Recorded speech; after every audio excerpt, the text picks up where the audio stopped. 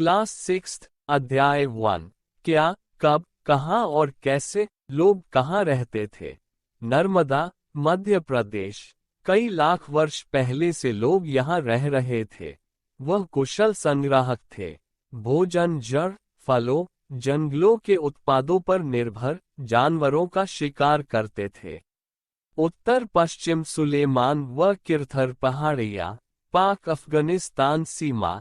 इस स्थान पर 8 वर्ष पूर्व स्त्री पुरुषों ने सबसे पहले गेहूं और जौ फसलों को अपनाया आरंभ किया तथा भेड़, बकरी, गाय, बैल को पालतू बनाया और गांवों में रहते थे लोग। उत्तर पूर्व में गारो तथा मध्य भारत में विंध्य पहाड़ियाँ। गारो, असम विंध्य पहाड़ियाँ, मध्य प्रदेश। यहाँ पर कृषि का विकास हुआ। सर्वप्रथम चावल विंध्य के उत्तर में उपजाया गया था। सिंध व सहायक नदी।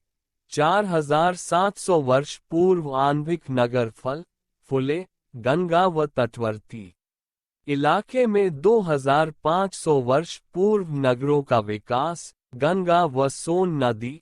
गंगा के दक्षिण में प्राचीन काल में मगध की स्थापना। देश का नाम इंडिया शब्द इंडस से निकला है, जिसे संस्कृत में सिंधु कहा जाता है। ईरान और यूनान वासियों ने सिंधु को हिंडोस अथवा इंडोस कहा और इस नदी के पूर्व के भूमि प्रदेश को इंडिया कहा। भारत नाम का प्रयोग उत्तर पश्चिम में रहने वाले लोगों के एक समूह के लिए किया जाता था। इसका वर्णन ऋग्वेद में भी मिलता है। अतीत के बारे में कैसे जानें। पांडुलिपि ये पुस्तकें हाथ से लिखी होती थी। टाट के पत्तों व भोज पेड़ का छाल से निर्मित ये भोजपत्र पर लिखी जाती थी। अंग्रेजी में इसके लिए मैन्यूस्क्रिप्ट शब्द लैटिन शब्द मेनू, जिसका अर्थ हाथ है। इन पांडुलिपि में धार्मिक मान्यता, व्यवहार, राजाओं के जीवन, औषधियों तथा विज्ञान आदि सभी प्रकार के विषय की चर्चा मिलती है। ये संस्कृत, प्राकृत व तमिल भाषा में लिखे हैं। प्राकृत आम लोगों की भाषा थी। अभिलेख। अतीत के बारे में जानने का एक और महत्वपूर्ण स्रोत अभिलेख है। ये कठोर सतह पर उत्कीर्ण किए जाते हैं।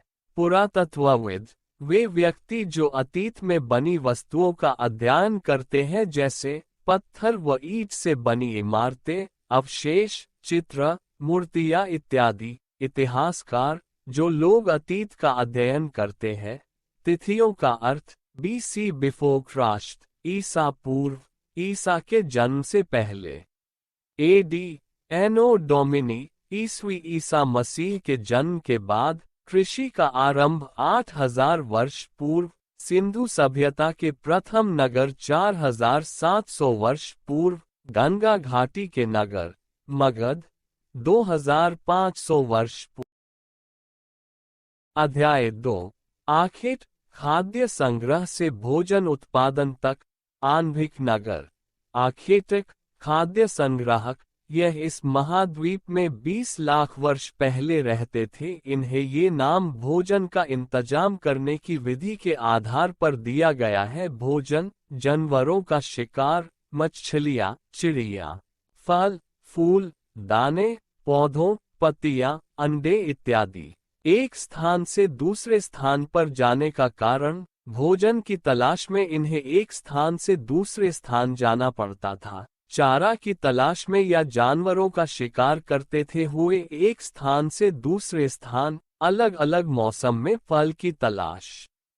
पानी की तलाश में इन लोगों ने काम के लिए पत्थरों, लकड़ियों और हड्डियों के औजार बनाए थे। पुरोस्थल उस स्थान को कहते हैं जहां औजार, बर्तन और इमारतें जैसी वस्तुओं के अवशेष मिलते हैं। भीमबेटका, मध्य प्रदेश। इस पुरोस्थल पर गुफाएं व कंदराएं मिली है जहां लोग रहते थे। नर्मदा घाटी के पास स्थित है कुरनूल गुफा, आंध्र प्रदेश। यहाँ राख के अवशेष मिले हैं। इसका इस्तेमाल प्रकाश, मांस, भुनने व खतरनाक जानवरों को दूर भगाने के लिए होता था। लगभग 12,000 साल पहले जलवायु में बड़े बदलाव आए और इसके परिणामस्वरूप कई घास वाले मैदान बनने लगे और हिरण, बारहसिंघा, भेड़, बकरी, गाय जैसे जानवरों की संख्या में बढ़ोतरी हुई और मछली महत्वपूर्ण स्रोत बना। प्रारंभिक पशुपालक व कृषक के साक्ष्य। 1.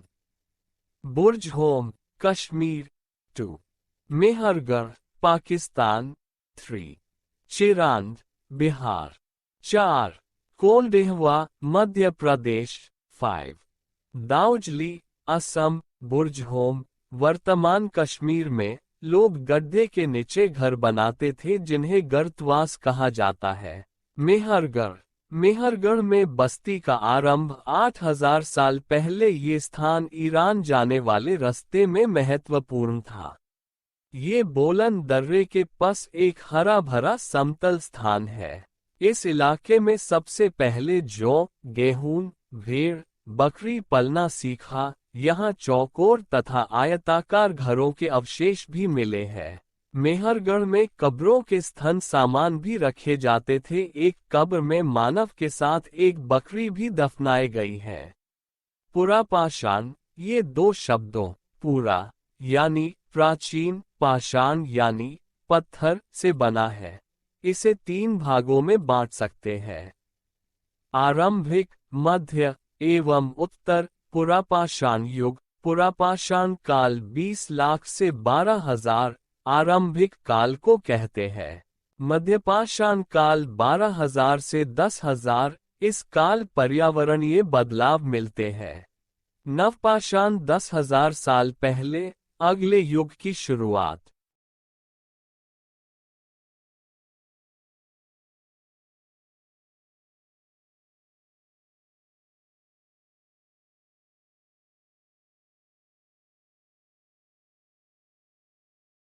अध्याय 3 आरंभिक नगर, हड़प्पा की कहानी। लगभग 150 साल पहले जब पंजाब में पहली बार रेलवे लाइनें बिछाई जा रही थीं, तो इस काम में जुटे इंजीनियरों को अचानक हड़प्पा पुरस्थल मिला, जो आधुनिक पाकिस्तान में है।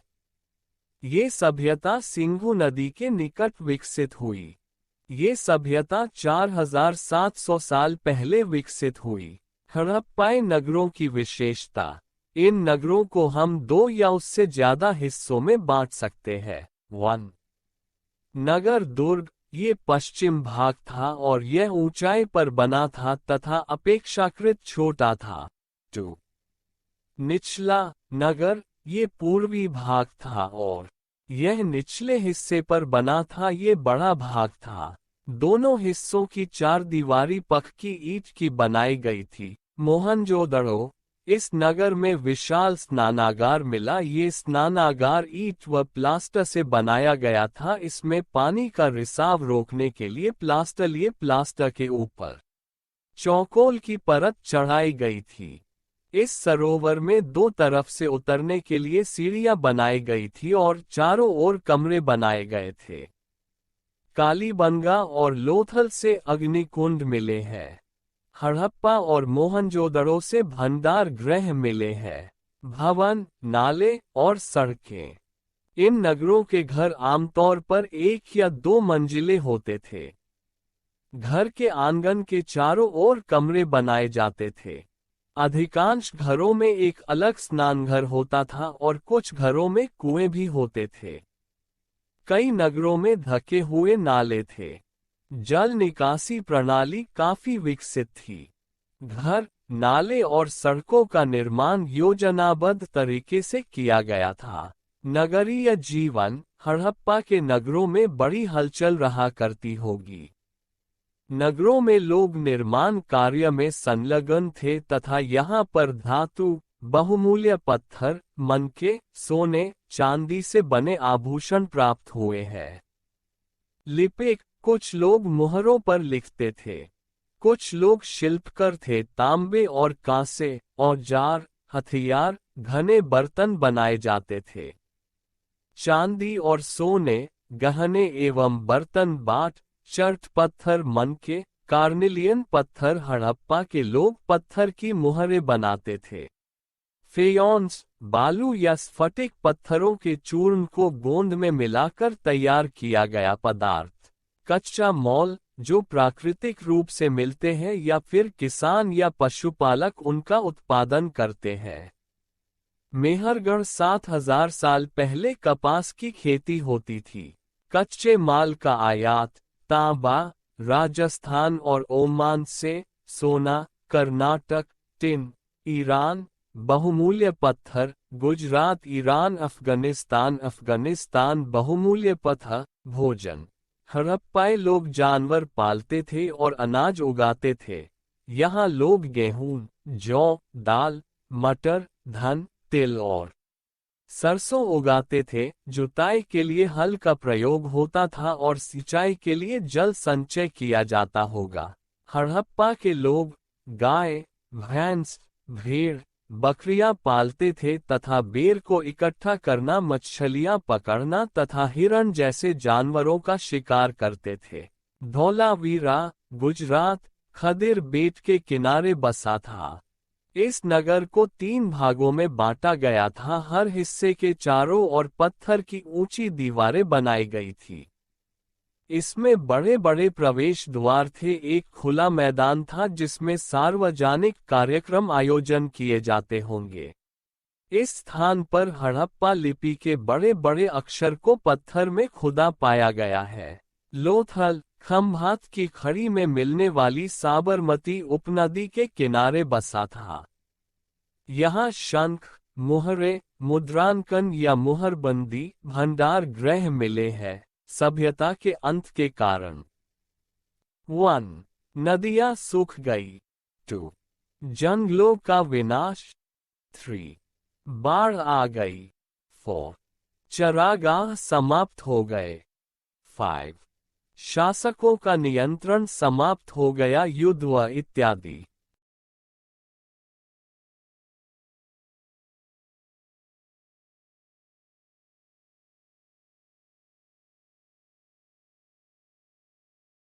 अध्याय 4 क्या बताती हैं किताबें और कब्रें।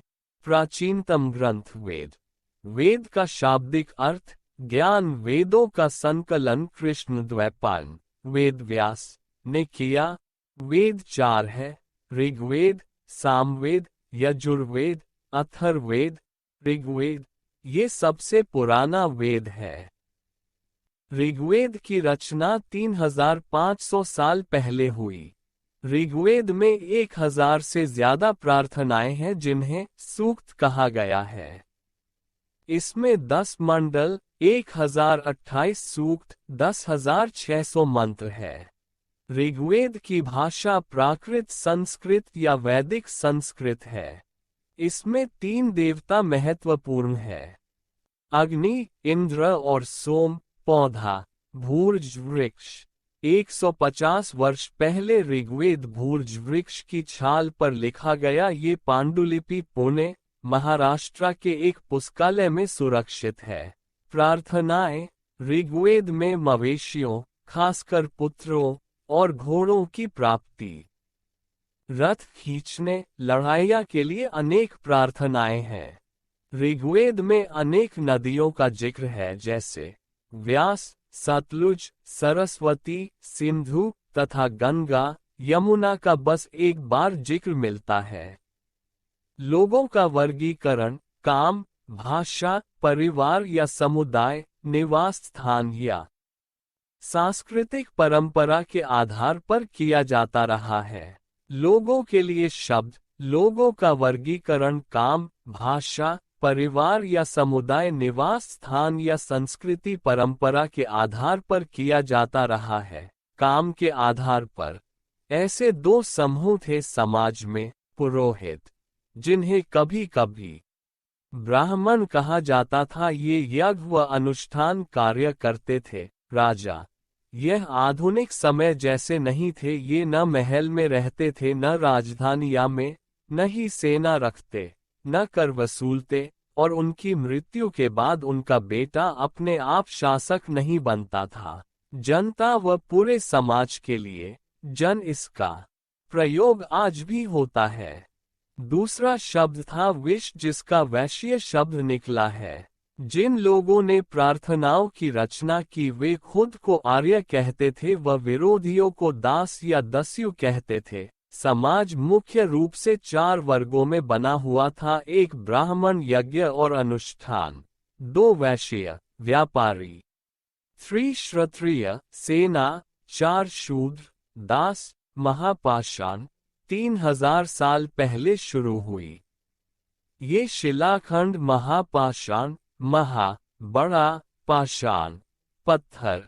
ये पत्थर दफन करने की जगह पर लोगों द्वारा बड़े करीने से लगाए गए थे। ये प्रथा दक्कन, दक्षिण भारत, उत्तर पूर्वी भारत और कश्मीर में प्रचलित थी। मृतकों के साथ लोहे के औजार, हथियार, पत्थर, सोने के गहने, घोड़े के कंकाल।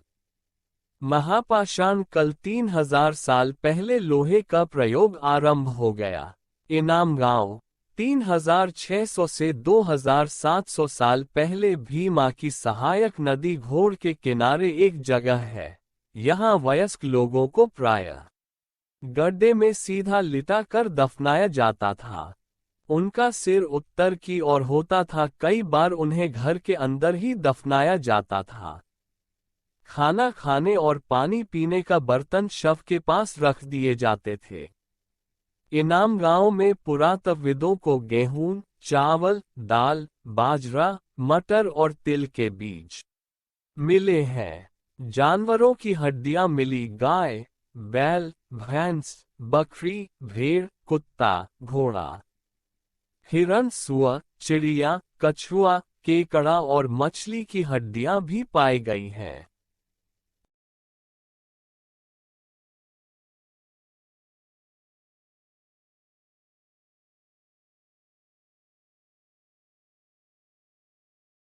अध्याय 5 राज्य, राजा और एक प्राचीन गणराज्य।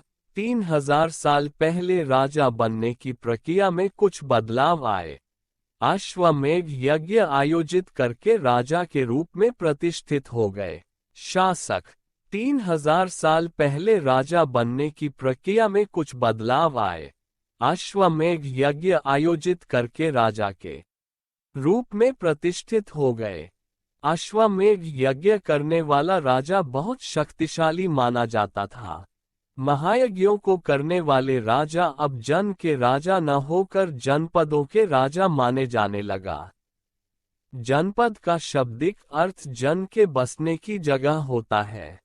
अश्वमेध यज्ञ, इस यज्ञ में एक घोड़े को राजा के लोगों की देखरेख में स्वतंत्र विचरण के लिए छोड़ दिया जाता था। इस घोड़े को किसी दूसरे राजा ने रोका तो उसे वहां अश्वमेध यज्ञ करने वाले राजा से युद्ध करना होगा। अगर उसे जाने दिया तो अश्वमेध यज्ञ वाला राजा अधिक शक्तिशाली है। यज्ञ पुरोहित द्वारा संपन्न होता था तथा विभिन्न राजा को आमंत्रित किया जाता था। उत्तर वैदिक ग्रंथ, जो ग्रंथ ऋग्वेद के बाद रचे गए जैसे सामवेद, यजुर्वेद, अथर्ववेद, उपनिषद, वर्ण, पुरोहितों ने लोगों को 4 वर्गों में विभाजित: 1 ब्राह्मण, वेदों का अध्ययन, अध्यापन और यज्ञ करना; 2 क्षत्रिय, युद्ध करना और लोगों की रक्षा करना; 3 वैश्य, कृषक, पशुपालक और व्यापारी; 4 शूद्र, तीनों वर्णों की सेवा करना। जनपद, जनपद का शाब्दिक अर्थ जन के बसने की जगह होता है। महायज्ञों को करने वाले राजा अब जन के राजा न होकर जनपदों के राजा माने जाने लगे। इनमें लोग झोपड़ियों में रहते थे और मवेशी तथा जानवरों को पालते थे। चावल, गेहूं, धान, जौ, दाल, तिल, सरसों उगते थे। कुछ जनपद है: दिल्ली, पुराना किला, उत्तर प्रदेश, हस्तिनापुर, एटा, अतरंजी खेड़ा, महाजनपद। 2500 साल पहले कुछ जनपद अधिक महत्वपूर्ण हो गए। इन्हें महाजनपद कहा जाने लगा। अधिकतर महाजनपदों की एक राजधानी होती थी। कई राजधानियों में किलेबंदी की गई थी, अर्थात इनके चारों ओर विशाल ऊंची और प्रभावशाली दीवार खड़ी कर अपनी समृद्धि और शक्ति का प्रदर्शन भी करते थे। इस तरह क्षेत्रों पर नियंत्रण रखना भी सरल हो गया। कर महाजनपदों के राजा विशाल किले बनवाते थे और बड़ी सेना रखते थे, इसलिए अब नियमित रूप से कर वसूलने लगे। अधिकांश लोग कृषक ही थे, प्रायः फसल का उपज का 1/6 हिस्सा कर लेते थे। कारीगरों के ऊपर भी कर लगाए गए। श्रमिकों को राजा के लिए महीने में 1 दिन काम करना पड़ता था। पशुपालक जानवरों या उनके उत्पाद के रूप में कर देना पड़ता था। व्यापारियों सामान खरीदने बेचने पर भी कर देना पड़ता था। आखिर को जंगल से प्राप्त वस्तुएं देनी होती थीं। कृषि में परिवर्तन। इस युग में कृषि के क्षेत्र में 2 बड़े परिवर्तन आए। 1. हल के फाल अब लोहे के बनने लगे, जिससे अब कठोर जमीन को आसानी से जोता जा सकता था। इससे फसलों की उपज बढ़ गई। 2. लोगों ने धान के पौधों का रोपण शुरू किया, जिससे अब पहले से की तुलना में बहुत पौधे जीवित रह जाते थे, इसलिए पैदावार भी ज्यादा होने लगी। सूक्ष्म निरीक्षण। मगध। लगभग 200 सालों के भीतर मगध सबसे महत्वपूर्ण जनपद बन गया। गंगा और सोन जैसी नदियां मगध से होकर बहती थीं। मगध का एक हिस्सा जंगलों से भरा था। इन जंगलों में रहने वाले हाथियों को पकड़कर उन्हें प्रशिक्षित कर सेना के काम में लगाया जाता था। मगध। बिंबिसार मगध का शक्तिशाली शासक था। अजातशत्रु राजगृह में स्तूप का निर्माण करवाया। महापद्मनंद एक और महत्वपूर्ण शासक थे। उन्होंने अपने नियंत्रण का क्षेत्र इस उपमहाद्वीप के उत्तर पश्चिमी भाग तक फैला लिया था। बिहार में राजगृह। आधुनिक राजगीर कई सालों तक मगध की राजधानी बनी रही और बाद में पाटलिपुत्र, आज का पटना, को राजधानी बनाया गया। वज्जी इसकी राजधानी वैशाली थी। यह मगध के समीप था। यहाँ शासन व्यवस्था गण संघ थी। इन गण संघ में कई शासक होते थे। कभी कभी लोग एक साथ शासन करते थे। वे सभी राजा होते थे। 2300 साल पहले मैसिडोनिया का राजा सिकंदर विश्व विजय करना चाहता था। वह मिस्र और पश्चिमी एशिया के कुछ राज्यों को जीतता हुआ भारतीय उपमहाद्वीप में व्यास नदी के किनारे तक पहुंच गया। जब उसने मगध की ओर कूच करना चाहा, तो उसके सिपाहियों ने इनकार कर दिया। वे इस बात से भयभीत थे कि भारत के शासकों के पास पैदल, रथ, हाथियों की बहुत बड़ी सेना थी।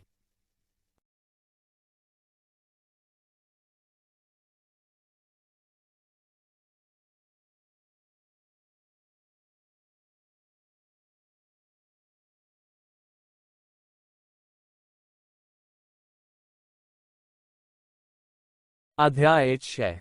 नए प्रश्न, नए विचार। गौतम बुद्ध। बचपन का नाम सिद्धार्थ। जन्म स्थान 563 ईपू लुम्बिनी। कुल शाक्य। प्रथम उपदेश कुशीनगर। ज्ञान प्राप्ति बोधगया। 35 वर्ष की उम्र।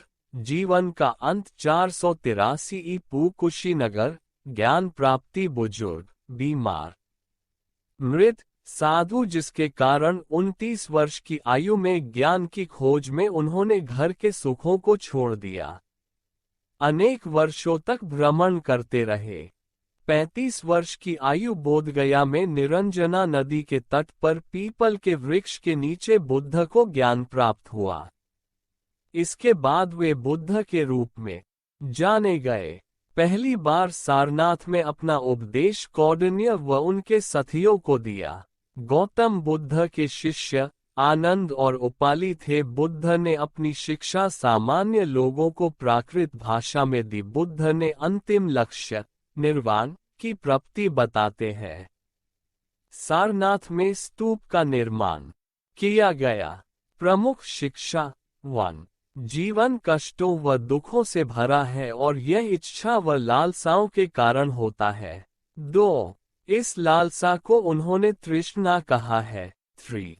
इसका समाधान आत्मसंयम है। हमारे कर्म के परिणाम चाहे अच्छे हो या बुरे हमारे वर्तमान जीवन के साथ साथ बाद के जीवन को भी प्रभावित करते हैं। बौद्ध ग्रंथ, विनय पिटक, जीवन की घटनाएं, सुत्त पिटक, संघ के नियम, अभिहम पिटक, आध्यात्मिक विचार, उपनिषद। यह उत्तर वैदिक ग्रंथ था तथा उपनिषद का अर्थ होता है गुरु के समीप बैठना। ये बातचीत का संकलन है। इसके अंतर्गत विभिन्न विचारकों चिंतकों के द्वारा मृत्यु के बाद के खोज में ढूंढे गए उत्तर है। जैन धर्म, जैन शब्द संस्कृत के जिन शब्दों से बना है जिसका अर्थ विजेता होता है।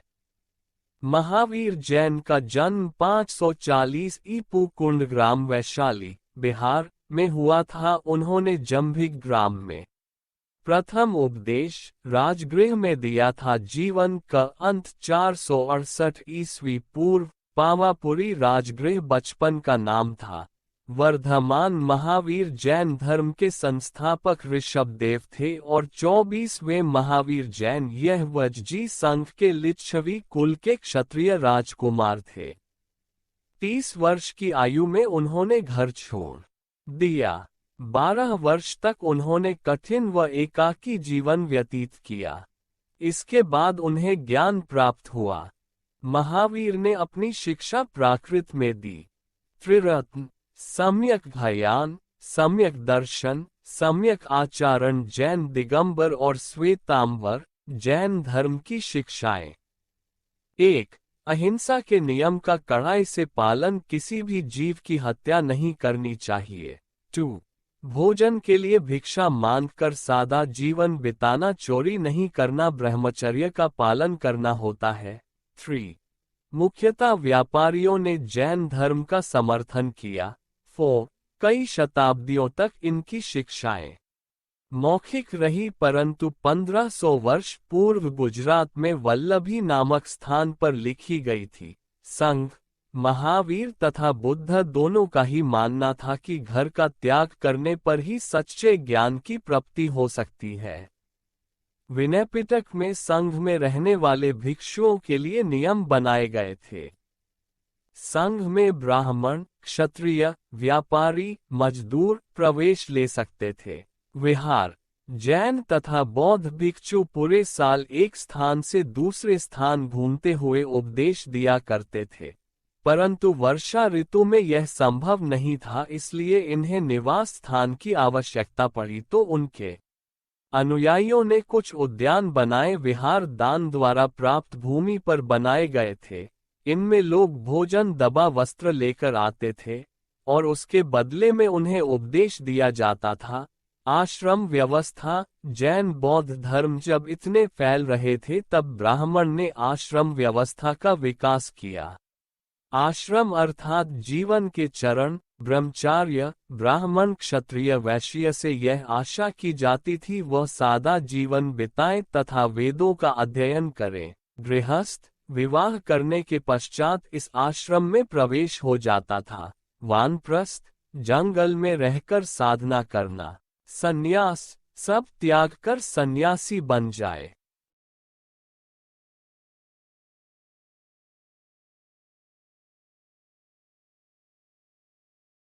अध्याय 7। एक अनोखा सम्राट जिसने युद्ध का त्याग किया। मौर्य साम्राज्य। मौर्य साम्राज्य की स्थापना चंद्रगुप्त मौर्य ने 2300 साल पहले की थी। चाणक्य या कौटिल्य ने चंद्रगुप्त की सहायता की इस साम्राज्य में तथा वह चंद्रगुप्त के मंत्री भी थे। चाणक्य ने अर्थशास्त्र की रचना की है। नगरों में व्यापारी, सरकारी अधिकारी और शिल्पकार रहा करते थे। गांव में किसान पशुपालक थे। मध्य भारत के ज्यादातर इलाके जंगलों में संग्रह और शिकार करके जीविका चलाते थे। मेगास्थनीज एक राजदूत बनकर आया था, जो यूनानी राजा सेल्यूकस निकेटर का राजदूत था। इनकी प्रसिद्ध पुस्तक है इंडिका।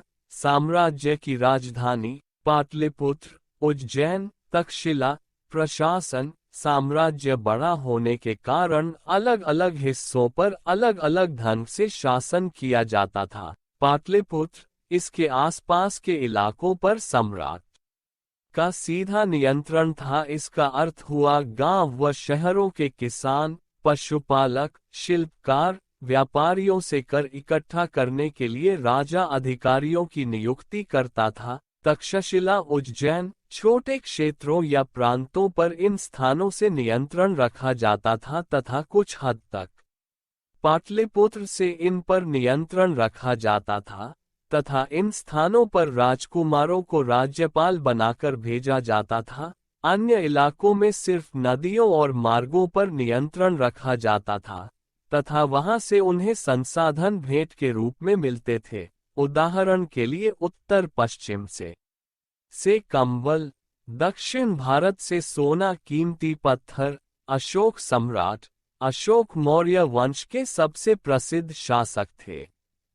वह ऐसे शासक थे जिन्होंने अभिलेखों द्वारा जनता तक अपने संदेश पहुंचाने की कोशिश की। अशोक के ज्यादातर अभिलेख प्राकृत भाषा और ब्रह्मी लिपि में हैं। अशोक का कलिंग युद्ध कलिंग तटवर्ती उड़ीसा का प्राचीन नाम है। अशोक ने कलिंग को जीतने के लिए एक युद्ध लड़ा, लेकिन युद्धजनित हिंसा और खून खराबा देखकर उन्हें युद्ध से वितृष्णा हो गई।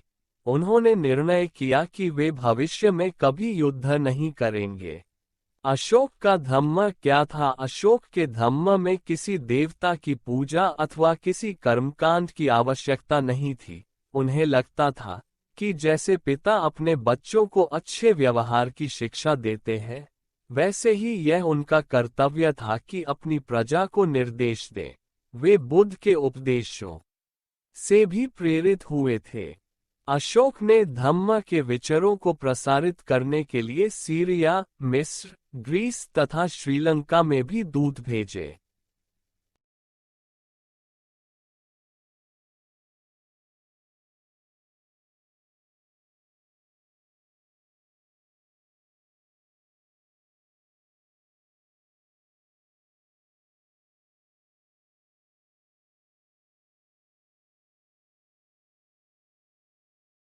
अध्याय 8 खुशहाल गांव और समृद्ध शहर। लोहे के औजार और खेती। उपमहाद्वीप में लोहे का प्रयोग लगभग 3000 साल पहले शुरू हुआ। महापाषाण कब्रों में लोहे के औजार और हथियार बड़ी संख्या में मिले हैं। जंगलों को साफ करने के लिए कुल्हाड़ियां, जुताई के लिए हलों के फाल का इस्तेमाल शामिल है। कृषि उत्पादन बढ़ाने के लिए उठाए गए कुछ कदम। कृषि के विकास में नए औजार तथा रोपाएं महत्वपूर्ण कदम थे। उसी तरह सिंचाई के लिए नहरें, तालाब, कृमि जलाशय बनाए गए। गांवों में कौन रहते थे? इस उपमहाद्वीप के दक्षिणी तथा उत्तरी हिस्सों के अधिकांश गांवों में कम से कम 3 तरह के लोग रहते थे। तमिल क्षेत्र में बड़े भूस्वामियों जो वेलला कहलाते थे।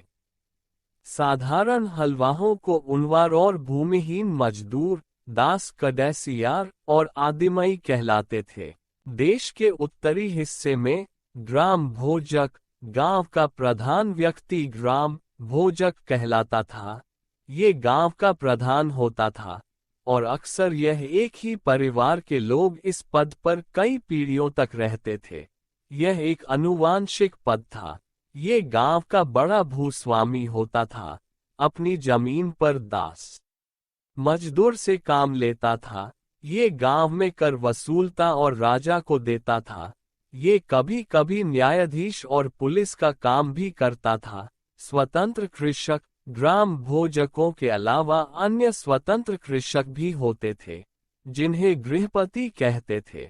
इनमें ज्यादातर छोटे किसान ही होते थे। दास या कर्मकार, इनके पास स्वयं की जमीन नहीं होती थी और ये दूसरों की जमीन पर कार्य करते थे। कच्छ लोहार, कुम्हार, बढ़ई, बुनकर, शिल्पकार तथा कुछ दास कर्मकार भी थे।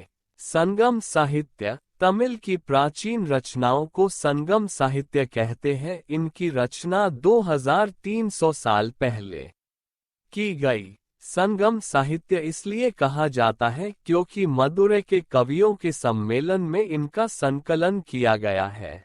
आहत सिक्के सबसे पुराने आहत सिक्के थे, जो करीब 500 साल चले।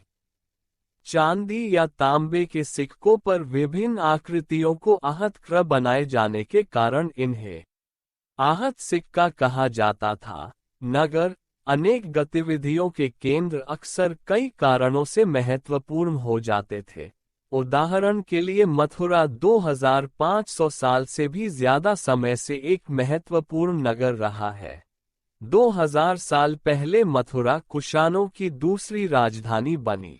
मथुरा बेहतरीन मूर्तियां बनाने का केंद्र था। मथुरा एक धार्मिक केंद्र बह रहा है। शिल्प तथा शिल्पकार पुरोस्थलों से शिल्पों के नमूने मिले हैं।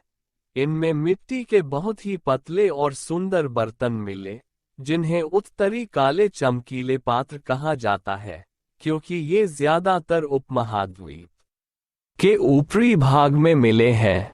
अनेक शिल्पकार तथा व्यापारी अपने अपने संघ बनाने लगे थे, जिन्हें श्रेणी कहते थे। काम प्रशिक्षण देना, कच्चा माल उपलब्ध करना, मेल का वितरण करना था। सूक्ष्म निरीक्षण अरिकोमेडु पुदुचेरी 2200 से 1900 साल पहले एक पतन था। यहाँ दूर दूर से आए जहाजों से सामान उतारे जाते थे। इस स्थान से भूमध्य सागरीय एफोरा जैसे पात्र मिले हैं। इनमें तेल या शराब जैसे तरल रखे जा सकते थे।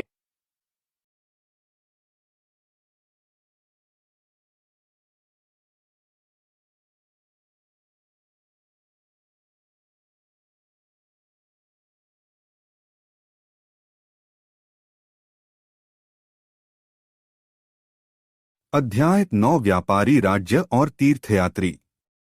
व्यापार और व्यापारियों के बारे में जानकारी। दक्षिण भारत सोना, मसाले, काली मिर्च तथा कीमती पत्थरों के लिए प्रसिद्ध था। काली मिर्च की रोमन साम्राज्य में इतनी मांग थी कि ऐसे काले सोने के नाम से बुलाते थे। व्यापारी इन सामानों को समुद्री जहाजों और सड़कों के रास्ते रोम पहुंचाते थे। दक्षिण भारत में ऐसे अनेक रोमन सोने के सिक्के मिले। रोम में व्यापार चल रहा था। व्यापारियों ने कई समुद्री रास्ते खोज निकाले। इनमें से कुछ समुद्र के किनारे चलते, कुछ अरब सागर और बंगाल की खाड़ी पार करते थे। अफ्रीका या अरब के पूर्वी तट से इस उपमहाद्वीप के पश्चिमी तट पर पहुंचना चाहते थे तो दक्षिणी पश्चिमी मानसून के साथ चलना पसंद करते थे। समुद्र तटों से लगे राज्य इस उपमहाद्वीप के दक्षिणी भाग में बड़ा तटीय प्रदेश है। इनमें बहुत से पहाड़, पठार और नदी के मैदान हैं। नदियों के मैदानी इलाकों में कावेरी का मैदान सबसे उपजाऊ है। संगम मूवेंदार तमिल शब्द जिसका अर्थ 3 मुखिया, चोल, चेर तथा पांड्य जो करीब 2300 साल पहले दक्षिण भारत में काफी शक्तिशाली माने जाते थे। इन सबके 2-2 सत्ता केंद्र थे। इनमें से एक तटीय हिस्से में और दूसरा अंदरूनी हिस्से में था। इस तरह 6 केंद्रों में से 2 बहुत महत्वपूर्ण थे। एक चोलों का पत्तन पुहार या कवेरीपट्टिनम, दूसरा पांड्यों की राजधानी मदुरै। ये मुखिया लोगों से नियमित क्रय के बजाय उपहारों की मांग करते थे। इसके लगभग 200 वर्षों के बाद पश्चिम भारत में सातवाहन नामक राजवंश का प्रभाव बढ़ गया। सातवाहनों का सबसे प्रमुख राजा गौतमी पुत्र श्री सातकर्णी था। उसके बारे में हमें उसकी मां गौतमी बलश्री द्वारा दान किए गए अभिलेख से पता चलता है। रेशम मार्ग की कहानी। कीमती, चमकीले रंग और चिकनी मुलायम बनावट की वजह से रेशमी कपड़े अधिकांश समाज में बहुमूल्य माने जाते हैं। रेशमी कपड़ा तैयार करना एक जटिल प्रक्रिया है। रेशम के कीड़े से कच्चा रेशम निकालकर सूत कताई और फिर उससे कपड़ा बना जाता है। रेशम बनाने की तकनीक का आविष्कार सबसे पहले चीन में करीब 7000 साल पहले हुआ। इस तकनीक को उन्होंने हजारों साल तक बाकी दुनिया से छुपाए रखा। चीनी यात्री जिस रास्ते से यात्रा करते थे वह रेशम मार्ग सिल्क रूट के नाम से प्रसिद्ध हो गया। चीनी शासक ईरान और पश्चिमी एशिया के शासकों को उपहार के तौर पर रेशमी कपड़े भेजते थे। 2000 साल पहले रोम के शासकों और धनी लोगों के बीच रेशमी कपड़े पहनना एक फैशन बन गया। सिल्क रूट पर नियंत्रण रखने वाले शासकों में कुषाण थे। बौद्ध धर्म का प्रसार कुषाणों का सबसे प्रसिद्ध राजा कनिष्क था। उसने करीब 1900 साल पहले शासन किया। उसने एक बौद्ध परिषद का गठन किया जिसमें एकत्र होकर विद्वान महत्वपूर्ण विषयों पर विचार विमर्श करते थे।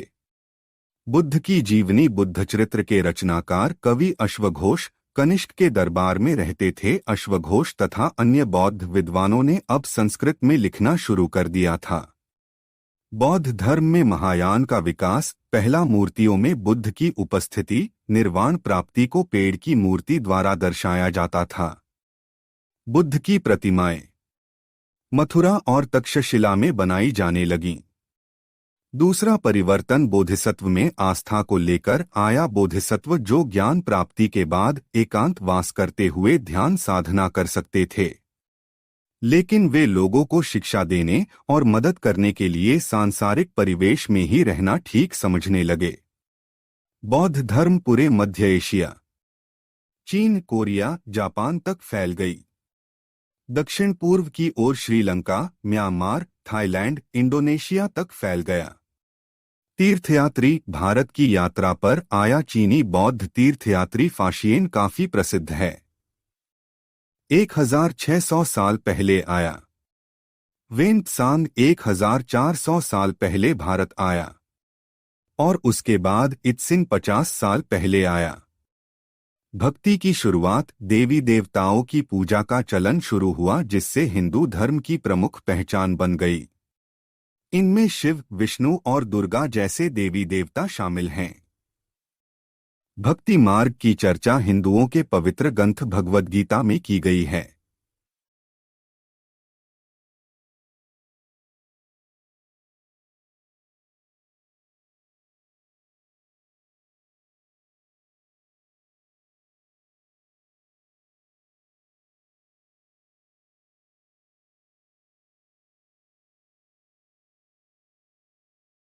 अध्याय 10 नए साम्राज्य और राज्य। प्रशस्तियां यह एक विशेष किस्म का अभिलेख है जिन्हें प्रशस्ति कहते हैं। यह एक संस्कृत शब्द है जिसका अर्थ प्रशंसा होता है। प्रशस्तियां लिखने का प्रचलन भी था। समुद्रगुप्त की प्रशस्ति समुद्रगुप्त के दरबार में कवि व मंत्री रहे हरिसेन ने इसमें राजा की एक योद्धा, युद्धों को जीतने वाले राजा, विद्वान तथा एक उत्कृष्ट कवि ने भरपूर प्रशंसा की है। हरिसेन द्वारा समुद्रगुप्त की नीतियां। एक, आर्यावर्त के 9 शासकों को समुद्रगुप्त ने हराकर उनके राज्य को अपने साम्राज्य में मिला लिया। 2, दक्षिणापथ के 12 शासक आते हैं। इन सब ने हार जाने पर समुद्रगुप्त के सामने समर्पण किया था। 3, इसमें असम, तटीय बंगाल, नेपाल और उत्तर पश्चिम में कई गण या संघ आते थे। ये समुद्रगुप्त के लिए उपहार लाते थे, उनकी आज्ञाओं का पालन करते थे तथा उनके दरबार में उपस्थित हुआ करते थे। 4, कुषाण तथा शक वंश और श्रीलंका के शासक भी थे। इन्होंने समुद्रगुप्त की अधीनता स्वीकार की और अपनी पुत्रियों का विवाह उससे किया।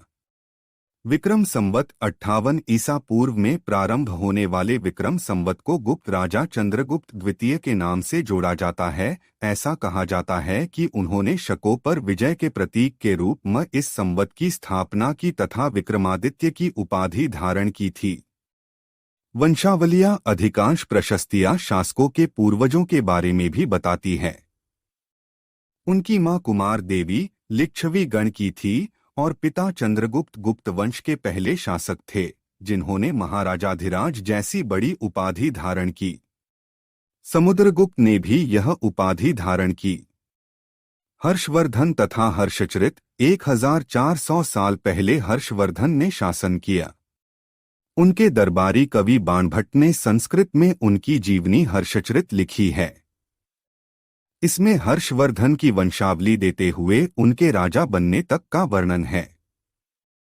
चीनी यात्री ह्वेन त्सांग हर्ष के दरबार में रहे। उन्होंने वहां जो कुछ देखा उसका विस्तृत विवरण दिया है। थानेसर के राजा बने मगध और बंगाल को जीतकर उन्हें पूर्व में भी सफलता मिला थी। दक्कन की ओर बढ़ने की कोशिश की, तब चालुक्य नरेश पुलकेशिन द्वितीय ने उन्हें रोक दिया। पुलकेशिन द्वितीय की प्रशस्तियां इस काल में पल्लव और चालुक्य दक्षिण भारत के सबसे महत्वपूर्ण राजवंश थे। पल्लवों का राज्य राजधानी कांचीपुरम के आसपास के क्षेत्रों से लेकर कावेरी नदी के डेल्टा तक फैला था, जबकि चालुक्यों का राज्य कृष्णा और तुंगभद्रा नदियों के बीच स्थित था। चालुक्यों की राजधानी ऐहोल थी। यह एक प्रमुख व्यापारिक केंद्र था। धीरे धीरे यह एक धार्मिक केंद्र भी बन गया, जहां कई मंदिर थे। पल्लव और चालुक्य एक दूसरे की सीमाओं का अतिक्रमण करते थे। पुलकेशिन द्वितीय सबसे प्रसिद्ध चालुक्य राजा थे। उनके बारे में हमें उनके दरबारी कवि रविकीर्ति द्वारा रचित प्रशस्ति से पता चलता है। रविकीर्ति के अनुसार उन्होंने पूर्व तथा पश्चिम दोनों समुद्रतीय इलाकों में अपने अभियान चलाए। इसके अतिरिक्त उन्होंने हर्ष को भी आगे बढ़ने से रोका। इन राज्यों का प्रशासन कैसे चलता था? प्रशासन की प्राथमिक इकाई गांव होते थे, लेकिन धीरे धीरे कई नए बदलाव आए। कुछ महत्वपूर्ण प्रशासकीय पद आनुवंशिक बन गए। कभी कभी एक ही व्यक्ति कई पदों पर कार्य करता था। वहां के स्थानीय प्रशासन में प्रमुख व्यक्तियों का बहुत बोलबाला था। एक नए प्रकार की सेना सामंत भूमि से कर वसूलते थे, जिससे वे सेना तथा घोड़ों की देखभाल करते थे। साथ ही वे इससे युद्ध के लिए हथियार जुटाते थे। दक्षिण के राज्यों में सभाएं। पल्लवों के अभिलेखों में कई स्थानीय सभाओं की चर्चा है। इनमें से एक था ब्राह्मण भूस्वामियों का संगठन, जिसे सभा कहते थे। ये सभाएं उपसमितियों के जरिए सिंचाई, खेतीबाड़ी से जुड़ विभिन्न काम, सड़क निर्माण, शनीय मंदिरों की देखरेख आदि का काम करती थी। नगरम व्यापारियों के संगठन का नाम था। संभवत इन सभाओं पर धनी तथा शक्तिशाली भूस्वामियों और व्यापारियों का नियंत्रण था। कालिदास अभिज्ञान शाकुंतलम।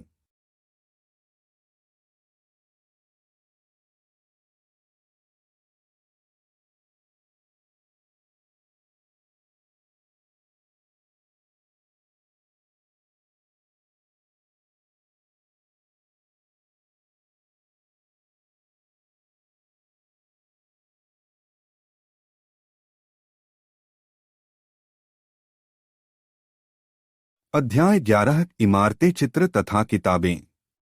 लौह स्तंभ महरौली, दिल्ली में कुतुब मीनार के परिसर में खड़ा यह लौह स्तंभ भारतीय शिल्पकारों की कुशलता का एक अद्भुत उदाहरण है। इसकी ऊंचाई 7.2 मीटर और वजन 3 टन से भी ज्यादा है। इसका निर्माण लगभग 1500 साल पहले हुआ। इसके बनने के समय की जानकारी हमें इस पर खुदे अभिलेख से मिलती है। इतने वर्षों के बाद भी इसमें जंग नहीं लगा है। ईंटों और पत्थरों की इमारतें हमारे शिल्पकारों की कुशलता के नमूने स्तूपों जैसी कुछ इमारतों में देखने को मिलते हैं।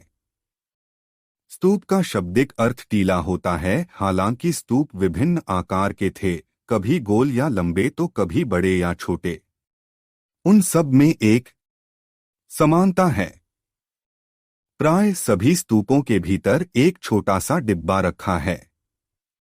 डिब्बों में बुद्ध या उनके अनुयायियों के शरीर के अवशेष, जैसे दांत, हड्डी या राख, या उनके द्वारा प्रयुक्त कोई चीज या कोई कीमती पत्थर अथवा सिक्के रखे रहते हैं। इसी धातु मंजूषा कहते हैं। प्रारंभिक स्तूप धातु मंजूषा के ऊपर रखा मिट्टी का टीला होता था। बाद के कल में उस गुंबदनुमा ढांचे को तराशे हुए पत्थरों से ढक दिया गया। प्राय स्तूपों के चारों ओर परिक्रमा करने के लिए एक वृत्ताकार पथ बना होता था, जिसे प्रदक्षिण पथ कहते हैं। इस रास्ते को रेलिंग से घेर दिया जाता था, जिसे वेदिका कहते हैं। सांची का स्तूप मध्य प्रदेश। इस काल में कुछ आरंभिक हिंदू मंदिरों का भी निर्माण किया गया। मंदिरों में विष्णु, शिव तथा दुर्गा जैसी देवी देवताओं की पूजा होती थी। मंदिरों का सबसे महत्वपूर्ण भाग गर्भगृह होता था, जहां मुख्य देवी या देवता की मूर्ति को रखा जाता था। पुरोहित भक्त पूजा करते थे। भीतरगांव जैसे मंदिरों में उसके ऊपर काफी ऊंचाई तक निर्माण किया जाता था, जिसे शिखर कहते थे। अधिकतर मंदिरों में मंडप नाम की एक जगह होती थी। यह एक सभागार होता था, जहां लोग इकट्ठा होते थे। महाबलीपुरम और ऐहोल मंदिर। स्तूप तथा मंदिर किस तरह बनाए जाते थे? पहला, अच्छे किस्म के पत्थर ढूंढकर शिलाखंडों को खोदकर निकालना होता था। यहां पत्थरों को काट छांट कर तराशने के बाद खंभों, दीवारों की चौखटों, फर्शों तथा छतों का आकार दिया जाता था। मुश्किल सबके तैयार हो जाने पर सही जगहों पर उन्हें लगाना काफी मुश्किल का काम था। पुस्तकों की दुनिया। 1800 साल पहले एक प्रसिद्ध तमिल महाकाव्य सिलप्पदिकारम की रचना इलांगो नामक कवि ने की। पुरानी कहानियां। पुराण का शाब्दिक अर्थ है प्राचीन। इनमें विष्णु, शिव, दुर्गा या पार्वती जैसे देवी देवताओं से जुड़ी कहानियां हैं। दो संस्कृत महाकाव्य महाभारत और रामायण लंबे अरसे से लोकप्रिय रहे हैं। पुराणों और महाभारत दोनों को ही व्यास नाम के ऋषि ने संकलित किया था। संस्कृत रामायण के लेखक वाल्मीकि माने जाते हैं। विज्ञान की पुस्तकें। इसी समय गणितज्ञ तथा खगोलशास्त्री आर्यभट्ट ने संस्कृत में आर्यभट्टियम नामक पुस्तक लिखी। इसमें उन्होंने लिखा कि दिन और रात पृथ्वी के अपनी धुरी पर चक्कर काटने की वजह से होते हैं, जबकि लगता है कि रोज सूर्य निकलता है और डूबता है। उन्होंने ग्रहण के बारे में भी एक वैज्ञानिक तर्क दिया। शून्य। भारत के गणितज्ञों ने शून्य के ये चिन्ह का आविष्कार किया। आयुर्वेद। प्राचीन भारत में आयुर्वेद के दो प्रसिद्ध चिकित्सक थे, चरक, चरक संहिता औषधिशास्त्र, प्रथम द्वितीय शताब्दी ईस्वी, और सुश्रुत, सुश्रुत संहिता में शल्य चिकित्सा, चौथी शताब्दी ईस्वी।